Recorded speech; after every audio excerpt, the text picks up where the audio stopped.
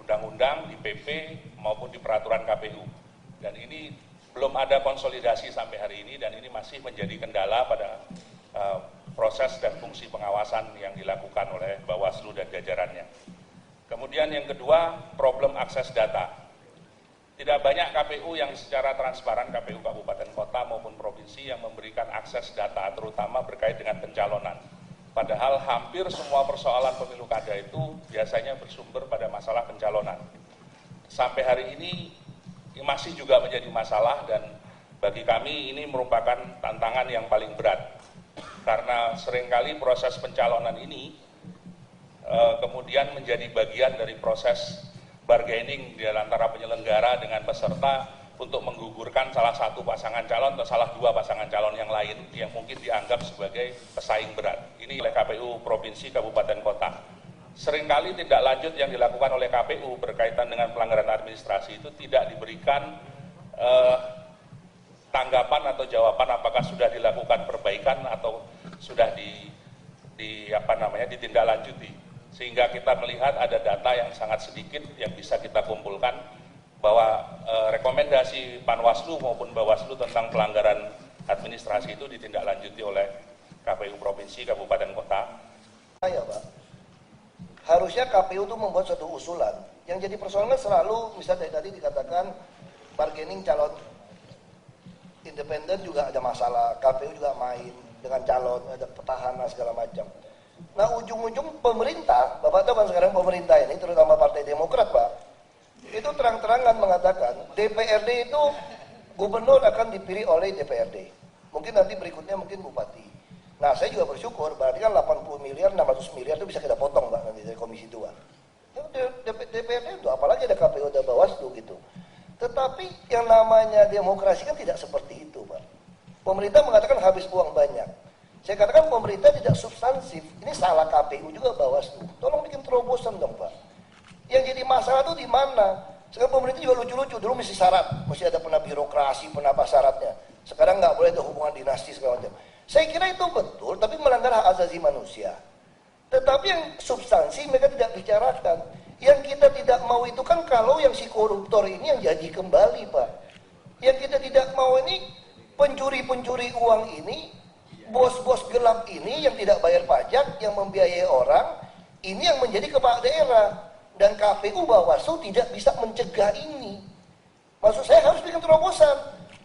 Di dalam alam demokrasi Pak, yang buruk sama yang baik ini punya kesempatan, peluang yang sama untuk terpilih. Nah itu tugas bapak-bapak sama ibu-ibu di sini. Bagaimana yang buruk-buruk ini jangan terpilih karena permainan lapangannya tidak rata Pak. Nah tugas Bapak meratakan lapangan. Nah saya selalu bermimpi para aktivis yang idealis ini 2014 bisa masuk ke politik ini tanpa dicurangin Pak. Misalnya dari DPT Pak. Saya tidak ngerti apa pikiran di KPU tidak membuat suatu terobosan. Bapak selama 5 tahun kan terus mengecek DPT, diperbaiki, pembaruan segala macam itu. Kenapa tidak buat satu sistem? Saya kemarin kebetulan diundang dari partai, diutus ke Melbourne, Pak, pemilihan negara Victoria sana. Sana sangat menarik, Pak. Ternyata tidak ada nama IT-IT-an itu, Pak. Persis seperti kita, Pak. Tetap DPT, setebal gajah begini, DPT nama. Jadi orang yang datang sama, Pak. Ada undangan kirim ke yang bersangkutan, persis kita. Datang, lalu dicek. Kalau tidak ada DPT, ya maaf, Anda tidak bisa dikasih pilih gitu, Pak. Ya sama. Tetapi menarik nggak, ada meja-meja lain yang mengatur orang yang tidak ada di DPT itu kan bisa saja. Saya waktu pas di tempat itu, dia kebetulan mengunjungi mertuanya. Mendadak sakit. Jadi gara-gara kunjungi mertuanya tentu tidak ada DPT dia kan. Jadi si orang ini bawa anak istrinya, dia datang ke meja yang disediakan tanpa ada daftar di DPT Pak. Lalu dia bilang, saya karena ada mertua sakit, saya datang ke sini mau memilih katanya. Oke, enggak apa-apa. Bawa kartu enggak? Enggak ada, enggak apa-apa. Disuruh isi formulir. Formulir diisi, kamu alamatnya di mana, telepon berapa, nomor security, semua diisi lah. Kita juga pasti bisa isi, Pak. Lalu dikasih hak pilih, Pak. Tapi hak pilihnya itu dimasukkan ke amplop. Itu yang menarik. Sebenarnya kenapa? Ini tidak boleh dihitung di TPS yang bersangkutan. Karena bisa saja yang bersangkutan ini bohong. Walaupun ada KTP, bisa bohong, dia bilang. Ini dikirim ke KPU-nya, Pak.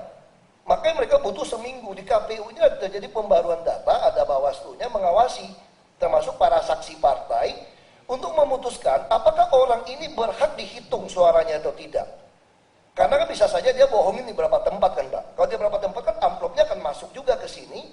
Sekalian ngecek di DPT yang listnya itu kan dia lapor, saya harusnya tinggal di wilayah ini. Langsung ketahuan kalau dia memilih di tempat asalnya dan dia pergi ke mertuanya mendaftar sebagai itu. Dan ada sanksi, Pak. 6 tahun penjara, Pak, kalau dia ternyata bohong. Jadi saya kira orang yang akalnya saraf baru berani bohong seperti itu, Pak. Tetapi kalau dengan sistem Bapak sekarang, Bapak melanggar hak asasi manusia. Bapak mempasang iklan, biaya begitu besar, supaya masyarakat ikut partisipasi memilih. Tetapi orang yang begitu rajin sampai ke TPS, Pak, hanya gara-gara DPT-nya tidak ada namanya, Bapak hilangkan hak pilihnya. Apalagi kalau KPUD-nya juga oknumnya main, Pak. Seperti saya kan alamin dulu, Pak, DPT itu kosong, Pak.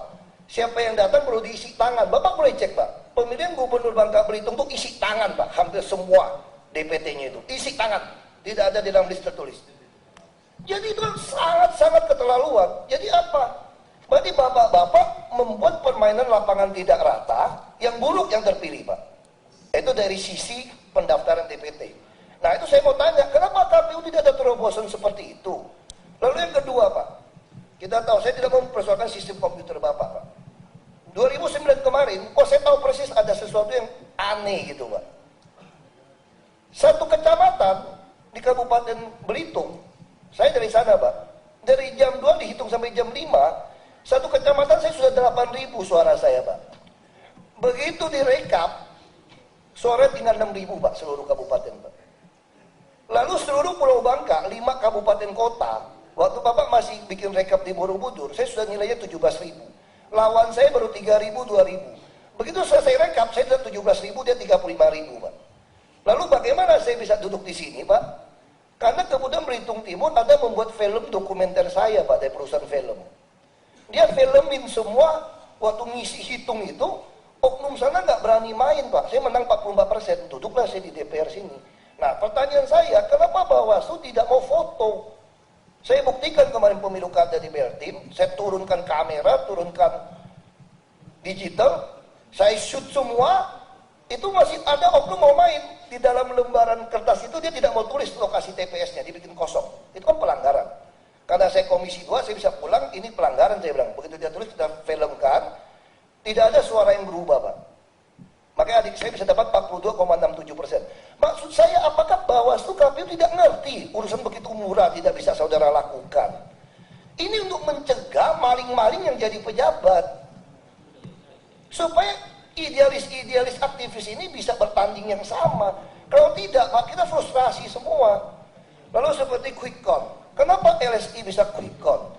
Dia bukan ngarang-ngarang, Pak. Itu betul-betul tiap orang melaporkan dari TPS-nya. Di Australia juga sama ternyata, Pak. Jadi mereka langsung ditelepon, Pak. Saya bilang, bagaimana kalau teleponnya bohong? Ini kan tercatat, ada handphone, ada jaringan handphone, ada telepon biasa. Kalau yang tidak ada hanya sekelompok kecil lah. Jadi semua sudah dilaporkan langsung keluar secara nasional. Kalau terjadi katanya, begitu pengurus PPK atau PPS-nya datang, yang menelepon tidak sesuai dengan tertulis, dia bisa pidana, Pak, karena banyak saksi. Bapak bayangin kalau kita belanja lewat bank, Pak, ya, itu kan ditanya, saya confirm ya, hari ini jam sekian kamu bicara dengan saya, itu terekam gitu, Pak. Kita bisa bangun sistem itu. Jadi sehingga yang tertulis memang tertulis itu yang menjadi terakhir, tetapi suara masuk sudah nggak bisa dielakkan gitu, Pak. Kecuali bapak-bapak memang ada niat mau main, Pak. Kalau nggak ada niat main, ini sistem terbaik. Saya mulai curiga, apakah di KPU Bawaslu ada oknum yang memang mau main gitu loh. Kenapa tidak mau bikin sistem yang baik? Ini murah sekali kok. Nah itu pikiran saya. Nah, terus yang lagi yang satu mengenai uang. Ini berbicara soal politik uang segala macam, Pak. Kita juga kasihan orang nggak punya duit ikut pilkada, Pak. Yang punya duit sudah pasang baliho di mana-mana segede gajah, 6x12 meter. Yang nggak punya uang, PNS yang jujur, kepala dinas yang jujur, nggak bisa pasang. Padahal PNS itu adalah birokrat yang terbaik, bisa melayani sebetulnya. Nah, kalau dia jujur bisa menjadi pejabat publik, tapi nggak bisa tanding. Kenapa tidak KPU? Dia kan pasti sosialisasi. Siapa calonnya? Semua fotonya ada. Kenapa tidak semua buat peraturan, calon tidak boleh pasang baliho, kecuali KPUD. Kalau calon merasa, saya merasa KPUD kurang balihonya, saya mau pasang. Boleh dipasang, asal Anda juga masukkan foto lawan Anda. Yang disetujui, jangan warnanya dikurangin. KPUD bisa bikin, KPU bisa bikin aturan itu. Nah, ini maksud saya terobosan-terobosan ini yang harus KPU Bawaslu pikirin gitu loh. Jangan cuma ngabisin 1 triliun nggak ngaruhan. Kita ingin demokrasi ini ada hasil. Sekarang sementara, menurut saya sudah ada oknum-oknum di pemerintah ini yang menuduh demokrasi ini gagal. Kita pengen kembali ke otoriter. Oh nggak bisa. Kalau lewat DPRD, tiap tahun nyogok itu anggota DPRD. Yang kaya DPRD. Nah terus yang ini titipan terakhir Pak. Ini terobosan supaya permainan lapangannya merata Pak ya.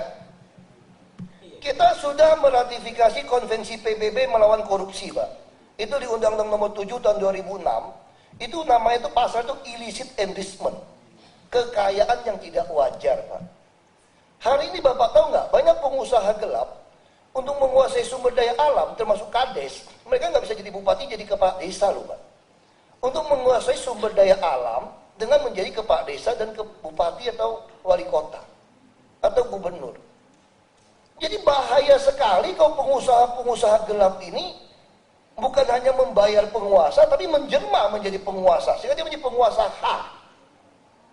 Nah, tetapi kalau Bapak bikin sistem dengan berdasarkan illicit enrichment tadi, kita ada selalu Bapak kalau calon kan mesti laporkan LHKPN, ada SPT pajak.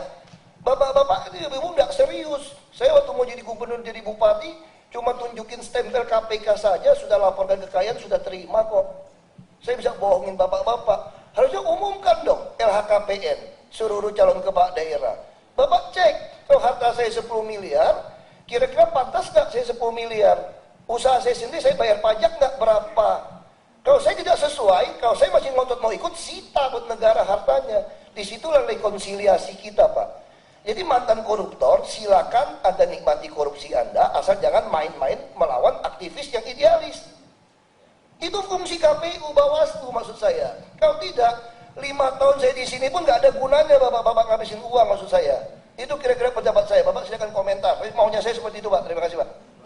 Di KPU Bawaslu, di DPR itu waktu ngomongnya 3 menit, telepon di ruangan nggak boleh, terlambat itu nggak boleh nanya sebenarnya.